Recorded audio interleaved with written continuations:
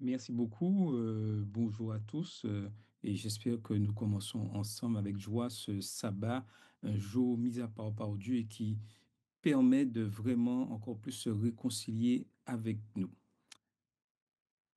Est-ce que c'est urgent pour Dieu? Alors, c'est une priorité pour nous. Dans Jean 9, verset 4, il nous est dit ceci. Il faut que je fasse, tandis qu'il est jour, les œuvres de celui qui m'a envoyé. La nuit vient où personne, oui, personne ne peut travailler. Il y a dans la vie spirituelle une question simple mais décisive. Qu'est-ce qui émeut le cœur de Dieu?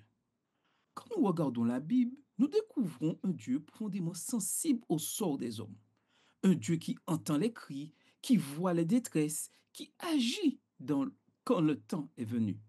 Lorsque Dieu dit à Moïse, j'ai entendu le cri de mon peuple, Exode 3, verset 7, il ne reste pas spectateur. Il appelle, il envoie, il libère. L'urgence divine n'est jamais abstraite. Elle se traduit par des actions précises, par des missions confiées à des hommes et des femmes disponibles. Mais ce qui est bouleversant, c'est que Dieu choisit de nous associer à son urgence. Il aurait pu agir seul, mais il nous rend participants de son plan. Si quelque chose est urgent pour lui, la rédemption, la mission, la compassion, la justice, alors cela devient une priorité pour ceux qui lui appartiennent. Ellen White écrit dans Le meilleur chemin à la page 95. Chaque véritable disciple naît dans le royaume de Dieu comme missionnaire. Celui qui boit de l'eau vive devient une source de vie. Autrement dit, quand Dieu agit, oui, quand Dieu agit avec urgence, son peuple ne peut pas vivre dans l'indifférence.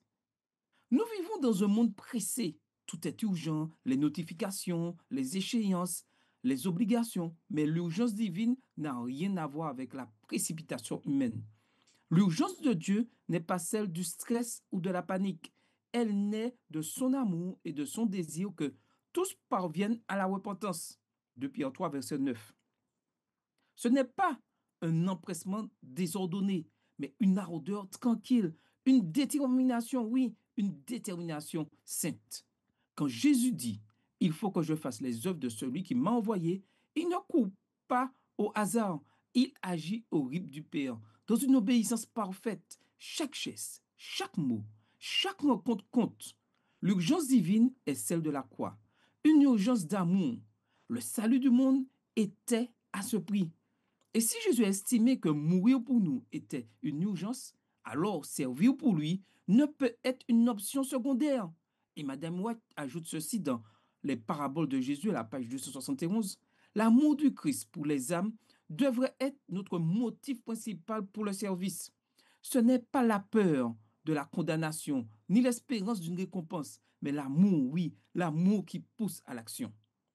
L'urgence divine, c'est le feu intérieur du Saint-Esprit qui pousse à agir avec compassion, à témoigner, à servir, à prier sans relâche.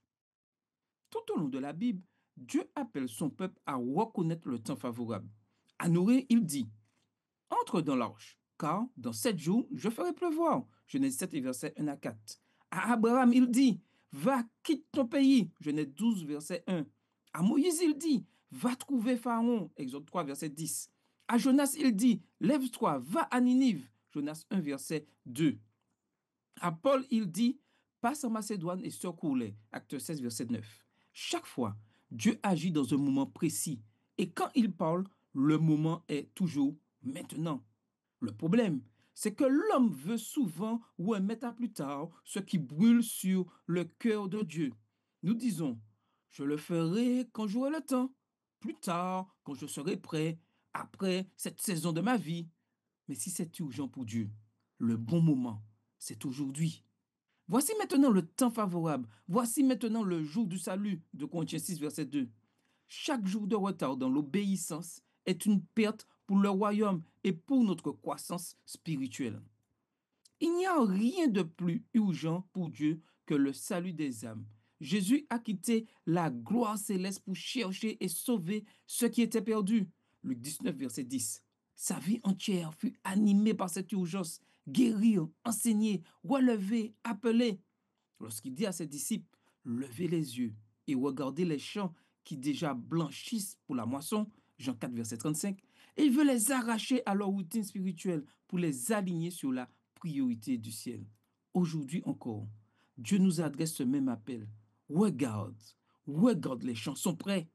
Des hommes et des femmes cherchent un sens, une espérance, une direction. L'Esprit prépare des cœurs, mais il cherche aussi des ouvriers disponibles. La moisson est grande, mais les ouvriers sont peu nombreux. Luc 10, verset 2. Ce n'est pas une phrase de constat, c'est un cri d'urgence. Et Madame White ajoute dans le livre The Disease of Age, à la page 633, si chaque disciple de Christ accomplissait son devoir, oui, si chaque église était une lumière vivante, le monde serait bientôt averti et le Seigneur Jésus reviendrait avec puissance et gloire. Ce qui est urgent pour Dieu, annoncer la bonne nouvelle avant le retour de Jésus, doit être au centre, oui, au centre de nos priorités personnelles et ecclésiales. Il est facile de dire que Dieu est notre priorité, mais nos choix quotidiens, ce qui compte réellement pour nous. Comment passons-nous nos journées? Oui, nos heures de prière, nos moments dans la parole, notre disponibilité pour servir, notre compassion envers les autres. Voilà les miroirs de nos priorités. Dieu n'a pas besoin de grandes déclarations. Il cherche des cœurs fidèles dans les petites choses. Et Madame Watt ajoute ceci dans les paroles de Jésus à la page 356. C'est dans la fidélité aux devoirs ordinaires de la vie que se manifeste, oui, le vrai caractère. Autrement dit, l'urgence divine ne se manifeste pas seulement dans les grandes campagnes missionnaires, mais dans les gestes simples. Une prière pour un ami, une visite, un mot d'encouragement, un service rendu, une offrande donnée avec amour. Chaque acte d'obéissance fait avancer le plan de Dieu. Avant de transformer le monde, Dieu veut transformer nos cœurs.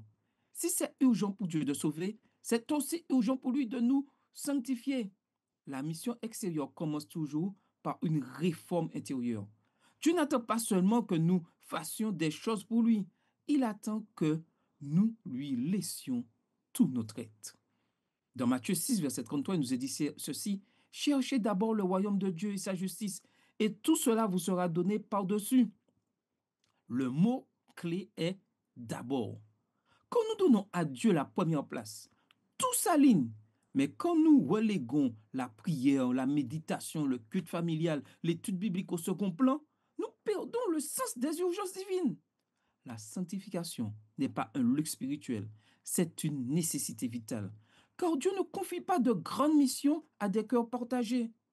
Dans Apocalypse 14, le message des trois anges, les trois anges volent au milieu du ciel pour proclamer, oui, pour proclamer un message urgent.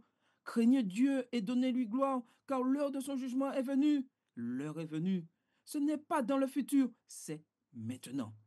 L'Église adventiste du septième jour est née de cette conviction que nous vivons dans le temps de la fin, un temps d'urgence prophétique. Chaque ministère, chaque programme, chaque décision doit être filtrée par cette question. Est-ce que cela sert la mission urgente de Dieu? Si oui, c'est une priorité. Sinon, ce n'est qu'une distraction pieuse. Notre époque exige une Église concentrée, unie, mobilisée, une Église qui ne dort pas pendant que le monde brûle. Et Madame White avertit dans Testimonies for the Church, volume 9 à la page 29. Il est grand temps de nous réveiller de notre sommeil spirituel. La fin est proche et l'œuvre inachevée doit être accomplie sans délai. C'est un appel solennel. Dieu n'a pas besoin d'une Église parfaite, mais d'une Église disponible, prête à agir dès qu'il parle. Faire de l'urgence divine notre priorité, ce n'est pas vivre dans l'épuisement, mais dans la dépendance du Saint-Esprit. Jésus savait quand parler, quand guérir, quand se retirer, quand prier.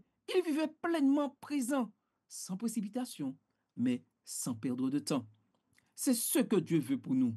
Des vies bien réglées, où chaque décision, chaque action, chaque minute est placée dans ses mains. Quand le ciel dit avance, avançons. Quand le ciel dit attends, patientons. Quand il dit parle, proclamons. L'urgence divine n'est pas celle du désordre, mais celle de l'obéissance. Si c'est urgent pour Dieu, c'est une priorité pour nous. Cette phrase devrait devenir un principe de vie. Elle nous aide à discerner nos choix. Est-ce que cela contribue à la mission de Dieu? Est-ce que cela exprime son amour? Est-ce que cela prépare mon cœur pour son retour?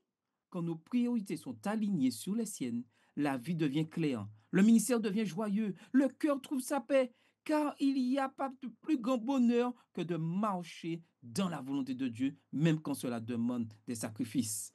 Dans Jean 3, 4, dans Jean 4, pardon, verset 34, il est dit, mon aliment est de faire la volonté de celui qui m'a envoyé et d'accomplir son œuvre. Aujourd'hui, le Seigneur t'invite à réévaluer tes priorités, à remettre au centre ce que le monde relègue à la marge, à faire de la mission, de la prière, de la sainteté des âmes, tes urgences. Le ciel entier travaille à la rédemption de l'humanité. Les anges se tiennent prêts, l'Esprit agit dans les cœurs et Dieu te dit, je t'envoie.